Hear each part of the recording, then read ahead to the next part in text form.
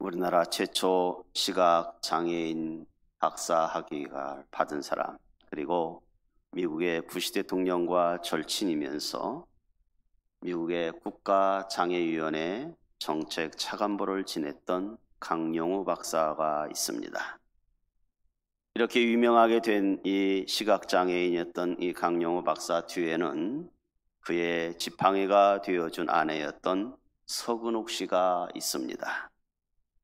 강용우 씨가 14살 때 아버지가 돌아가시고 축구를 하다가 공에 맞아서 두 눈을 실명하게 되어집니다.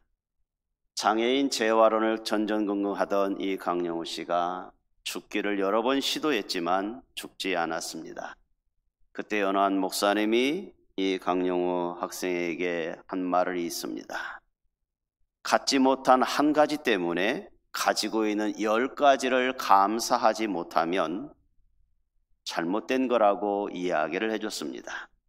눈에 보이지 않는 한 가지 때문에 가지고 있는 10가지를 감사할 수 없다면 문제가 있는 거죠. 그래서 그가 다뤄온 세상을 살게 되었고 열심히 살려고 노력했지만 장애라고 하는 것이 보이지 않는 장애는 심각한 거죠. 걸스카우트에서 자원봉사를 나왔던 이 서근옥 씨가 이 강용우 학생을 만나게 됩니다. 강용우 학생은 중학생이었고 서근옥 씨는 대학생이었습니다.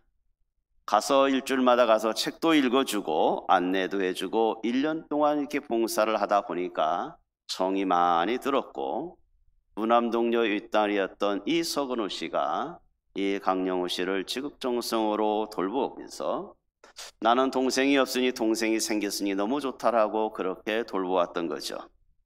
그러나 나중에 시험을 볼 때 보니까 나이 차이가 6살인 줄 알았더니 알고 보니까 1살 차이밖에 안 나는 걸 나중에 알게 되죠. 그러는 가운데 이 서근옥 씨가 강용우 씨를 돌보아서 유출을 할 때마다 차별이 심했던 시절이었습니다. 70년대 초반이기 때문이죠. 식당에 가면 한쪽 가서 앉으라고 그러고 차를 탈 때마다 빨리 못 탄다고 면박을 받기도 하고 그러는 가운데 서근옥 씨가 이제 대학을 졸업하고 미국으로 유학을 떠나게 됩니다. 강용우 씨는 정말 생명을 잃은 것처럼 안타깝죠. 가지 마라고 해도 갈 수밖에 없는 상황에 유학을 가게 됩니다. 유학 가서 이제 있는데 강용우 씨가 대학을 들어가려고 하니까 당시에 이 맹인이 일반 대학을 시험 볼 수 있는 시험지 점자 신문이 없었던 거죠.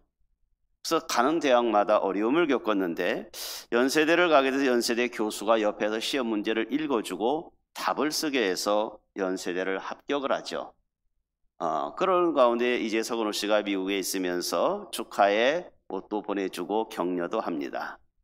이제 미국 유학을 마치고 돌아온 이 서근옥 씨가 강용우 씨를 다시 만나서 도우미로 살아가다 보니까 정이 들어서 둘이 결혼을 하게 됩니다.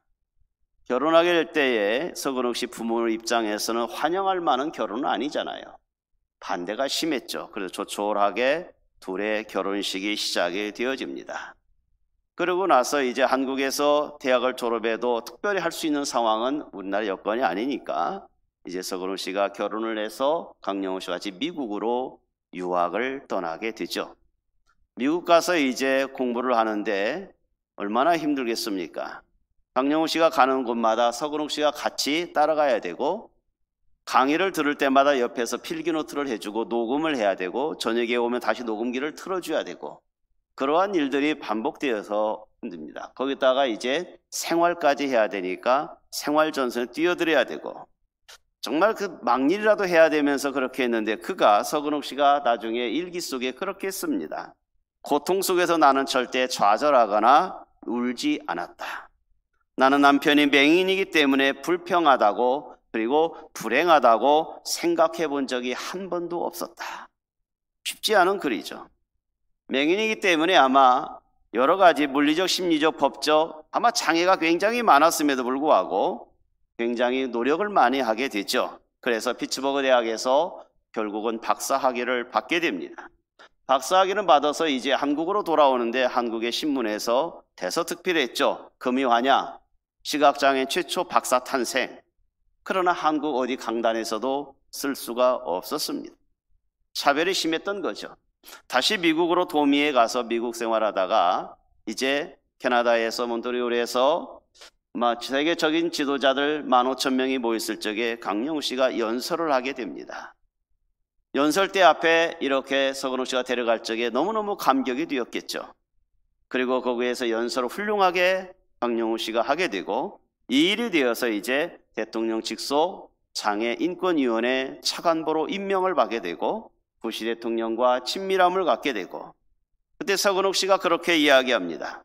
우리 부부가 이렇게 서로의 강점으로 약점을 보완하는 하나가 됨으로써 아메리칸 드림을 이루게 되었다라고 이야기합니다. 서건욱 씨가 나중에 미국의 임명사전 속에 유능한 여자 중에 하나인 여성명사 임명사전에 올라가게 되고 역사의 한 페이지를 장식하는 귀한 분으로 되게 됐죠. 그러면서 그가 마지막으로 글쓰면서 그렇게 써 있더라고요. 내 인생을 인도해 신앙 안에서 우리 가정을 명문가로 만드는 동반자가 되어준 남편에게 나는 경의를 표하고 싶다. 쉽지 않은 말이죠. 불행한 남편을 만난 게 불행이라고 생각해 본 적이 없었고, 오히려 그는 한 팀을 이루어서 아메리칸 드림의 꿈을 꾸었다고 이야기를 하고, 신앙으로 인도해 준 남편을 오히려 고맙게 여기고 경의심을 표한다고 할 정도로 훌륭한 아내의 서건욱 씨였습니다. 누군가에게 도움을 주면서 보람된 인생을 사는 거 정말 값어치 있는 인생이죠. 오늘 본문 속에서도 예수님을 도와서 예수님의 일생에 돕는 자가 한 분이 있었습니다. 그런데 그의 이름도 나오지 않습니다. 예수님의 일생의 계획에, 구원사역의 계획에 굉장히 중요한 일을 했음에도 불구하고 이 사람의 이름은 성경에 기록되지가 않습니다. 그분이 누구인지는 모르지만 예수님의 인생 계획에 중요한 역할을 했던 사람입니다. 그 사람은 바로 나귀 주인이었습니다. 오늘부터 시작되는 종려주일, 한 주간이 고난주일을 보내게 됩니다. 우리는 우리 고난주간에 특별 새벽 기도회를 하려고 합니다. 오늘 종려주일을 시작해서 금요일 새벽까지 하려고 합니다. 예수님께서 예루살렘에 입성한 것이 2000년 전 오늘이라는 것입니다. 예수님께서 예루살렘에 입성을 하니까 제자들이 너무너무 기뻐서 자신들의 옷을 벗어서 나귀 위에 안장을 만들어주고, 이걸 보고 많은 사람들이 자신들의 옷을 벗었고 종려나무 가지를 흔들어대면서 예루살렘 성으로 입성하는 예수님을 환영하는 인파였습니다. 저들은 입으로 호산나 다윗의 자손이여 주의 이름으로 오시는 이여 가장 높은 곳에 호산나 하더라라고 저들은 예수님 입성을 환영을 했습니다. 종려나무는 관상수로서 아름다운 나무임과 동시에 승리의 상징을 표현하는 나무가 바로 종려나무입니다. 2000년 전에 예수님께서 예루살렘 입성을 할 때에 수많은 군중들이 종려나무 흔들면서 호산나 다윗의 자손이여라고 주의 이름으로 오시는 이여 가장 높은 곳에서 호산나 하면서 소리를 지를 적에 얼마나 웅장했겠습니까? 그 환영의 인파는 대단했을 것입니다. 그러나 반면에 이런 환영의 인파 속에서 예루살렘 성전에 있는 지도자들, 당시의 제사장들, 바리새인들은, 로마 군인들은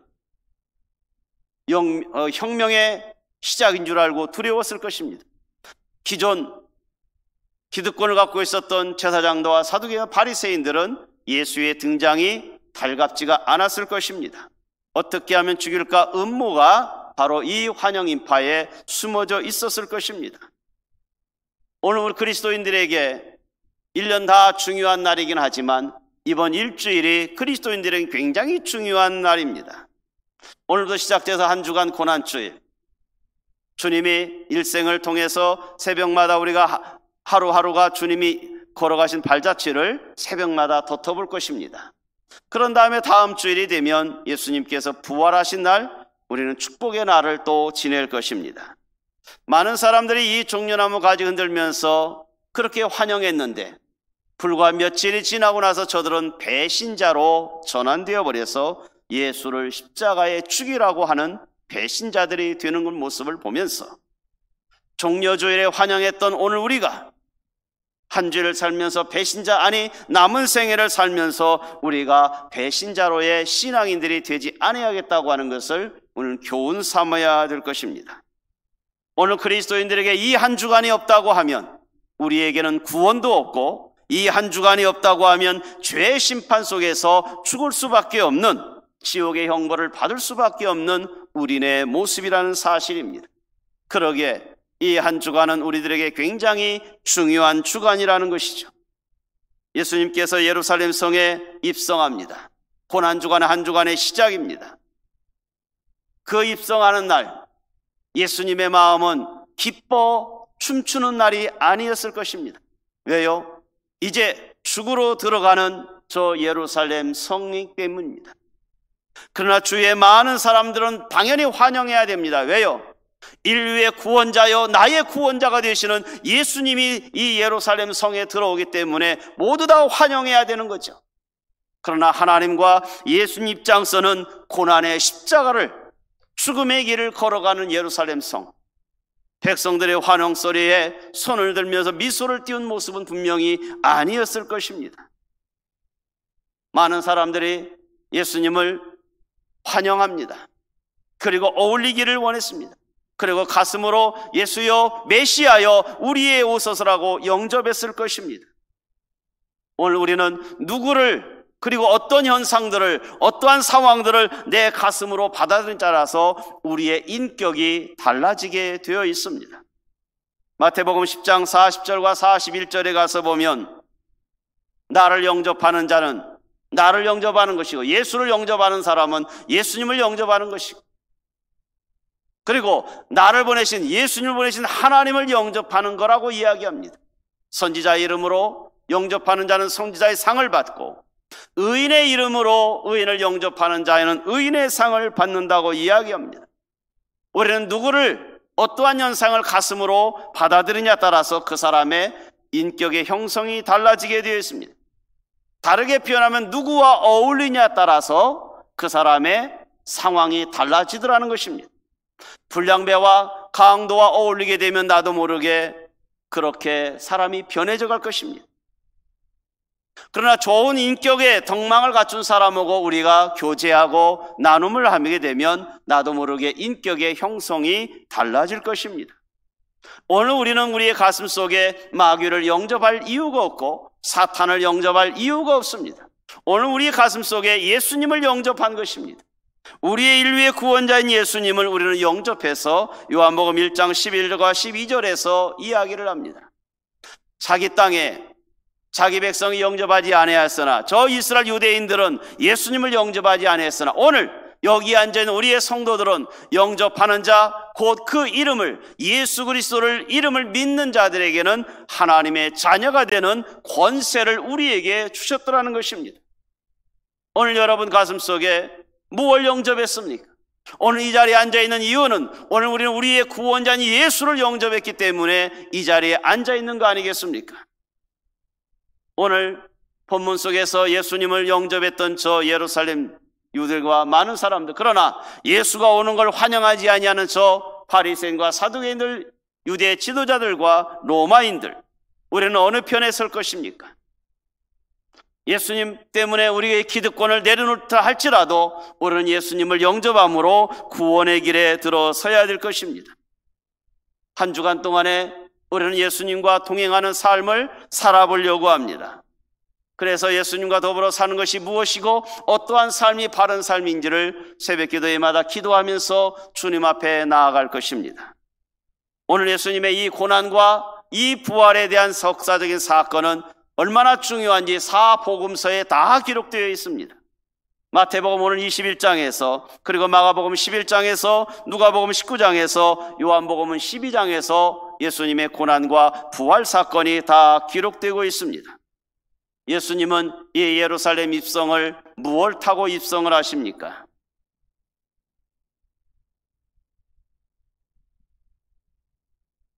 예수님은 두 제자를 보냅니다.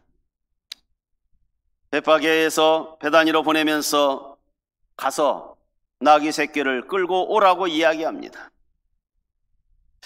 제자들이 예수님의 이 명령에 나귀를 갖고 오라고 할 적에 어떤 마음 들었을까요? 돈을 주셔야죠.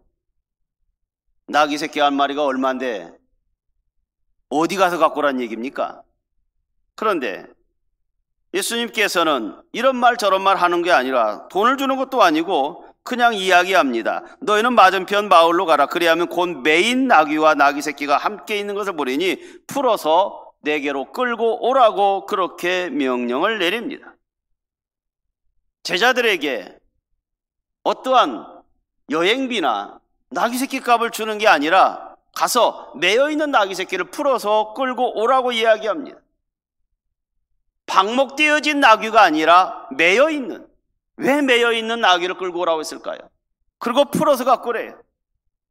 죄에 매여있는 인생들을 주님께서는 풀으려고 오셨더라는 것입니다. 그것을 지금 예수님이 의도적으로 말씀을 하신 거예요. 죄에 매여 있는 많은 인생들에게, 죄와 사망에 얽매여져 있는 모든 인생들에게 예수님은 말합니다. 우리에게 말합니다. 초원교회 성도들이요, 죄와 사망에 매여 있는 모든 인생들에게 저들이 매여 있는 걸 풀어서 주님의 초원교회로 데려오라고 말씀하고 있더라는 것입니다. 제자들은 예수님의 뜻을 알게 되었습니다. 아무 이유 없이 가서 매여 있는 나귀 새끼를 풀어서 데려오게 됩니다. 그리고 끌고 오라고 얘기하는 거예요. 사정하고 나귀 주인에게 협상해서 데리고 오라는 것이 아니라 나귀가 말을 안 듣더라도 끌고 오라는 거예요. 왜 그럴까요? 구원의 은총은, 우리의 가족과 우리 이웃들에게 구원의 은혜는 사정하고 설명하고 하지 말고 그저 예수 앞에 끌고 와서라도, 강권해서라도 구원의 은혜를 맛보게 해야 된다는 것입니다. 이게 예수님의 의도적이었던 것입니다. 그러고 나서 제자들은 묻지를 않았습니다. 나귀를 어디다 쓰려고요? 그것도 새끼를 어디다 쓰려고 그걸 갖고 오라고 하십니까? 묻지도 않습니다. 주님은 그저 당당하게 끌고 오라고만 말씀하십니다. 왜요? 온 인류의 주인이시고 나귀 새끼와 나귀의 주인까지도 정말 주인은 바로 나다. 하나님이 나의 주인이다. 그러니 아무 말 하지 말고 그저 강권해서 끌고 오라는 것입니다. 오늘 구원의 은총의 자리에 앉아있는 여러분, 주님의 강권적으로 끌고 왔습니까? 아니면 누구의 소개로 왔습니까? 그러함에도 여러분들은 고백해야 됩니다. 내가 구원의 은총에 앉은 자리인 것은 하나님의 절대적인 주권의 은혜였더라고 말해야 되는 것입니다. 그리고 주님은요, 제자들을 둘을 보내면서 말을 끌고 오라고 하지 않고 나귀 새끼를 끌고 오라는 거예요. 왜 말을 끌고 오지 않을까요? 말 타는 것이 훨씬 빠르고 편하지 않겠습니까? 그런데 나귀 타고 입성을 하셔요. 당시에 말이라고 하는 상징적인 의미는 전쟁에 쓰는 것입니다. 그런데 예수님은 평화의 왕으로 오셨는데 어떻게 말을 타고 입성하시겠습니까? 나귀는 서민들이 타는 것입니다. 운송수단입니다. 그러므로 예수님은 고관 대작을 위해서 지도자를 온 것도 아니라 서민들을 위하여 낮고 천한 자 누구에게든지 공감이 갈 수 있는 분으로 우리에게 다가오셨다고 하는 것이 바로 나귀 새끼를 타고 오시는 것이죠. 평화의 상징인 나귀를 타는 것이 마땅한 것이었습니다. 그런데 이 나귀 새끼를 타고 오는 것이 우연이 아니었더라는 것입니다. 이미 예수님 오시기 전 520년 전에 스가랴 선지자의 예언이 그대로 이루어지게 됩니다. 스가랴서 9장 9절의 말씀을 인용하시는 거죠. 시온에 따라 크게 기뻐할지어다. 예루살렘 따라 즐거이 부를지어다. 보라, 내 왕이 내게 임하나니 그는 공의롭고 구원을 베푸시며 겸손하여서 나귀를 타시나니 나귀의 작은 곧 나귀 새끼니라. 예언의 말씀을 예수님은 그대로 이루시면서 지금 예루살렘 성에 입성하시는 것입니다. 예수님의 예언의 말씀들이, 구약의 예언의 말씀이 구원자 예수이기 때문에 그대로 이끌림 바 되어져서 지금 오시고 있더라는 것입니다. 나귀 주인은요, 웬 놈들이 와서 나귀를 풀러가요. 여러분이 같으면 어떻겠습니까? 당신들 불량배요? 강도요? 왜 남의 나귀 새끼를, 나귀를 가져가십니까? 라고 항의해야 되는 거죠. 무슨 일입니까? 제자들이 말합니다. 주님이 쓰실 것입니다. 이 말에 성경을 아무리 읽어봐도 이 사람의 이름과 이 사람의 불평사항과 얼마 돈을 달라고 하는 내용들이 기록되지 않습니다. 주님이 쓰시겠다고 하니까 이 나귀 주인은 순순히 내어주는 걸 모습을 보면서, 오늘 여러분들이 예수를 안 만났다고 하면 주님이 말씀하십니다. 초원교회를 위해서 내가 너를 쓸 테니 너희가 초원교회 사역자가 되어서 찬양대로 교사로 다양하게 내가 쓸 테니 너희는 나에게 순종해라. 그러면 여러분, 얼마 페이를 주렵니까? 나에게 어떤 대접을 하렵니까? 협상하고 계산하는 게 아니라 주님이 쓰시겠다고 하면 우리도 순종해야 되더라는 것입니다. 주님이 우리를 쓰시겠다고 하는데 우리가 거역할 이유가 없다는 것입니다. 그 옛날 아브라함이 하나님께서 독자였던 이삭을 바치라고 했을 적에 아브라함은 조금도 주저하지가 않았습니다. 사랑하는 아내의 사라에게도 이야기하지 아니하고 이삭을 데리고 저 높은 산에 올라가서 헌신하는 모습을 보면서 그가 인정받았던 우리 것을 역사적으로 알지 않습니까? 오늘 성도 여러분, 주님이 쓰시겠다고 하면 오늘 우리는 대답해야 됩니다. 제 힘껏 주님의 뜻에 따르겠습니다.